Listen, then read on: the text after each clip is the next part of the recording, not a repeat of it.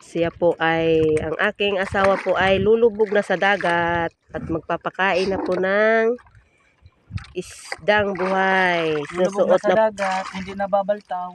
Sinusuot na po niya ang yapak. Yapak. Tapos ito po yung ipapakain sa sibungin. Iniwahiwa na po siya. O, ayan.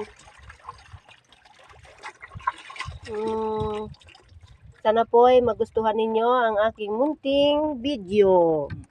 Ayan na po, nagsuot na po ng gas mask ang aking Mr. Romantiko. Mr. Romantiko. Ilulubog diyan pa. Ayan, papakainin na po niya ang kanyang sibungin. Ayan, ilalagay na sa tabo. Sa plastic na 1.5. Plastic na 1.5.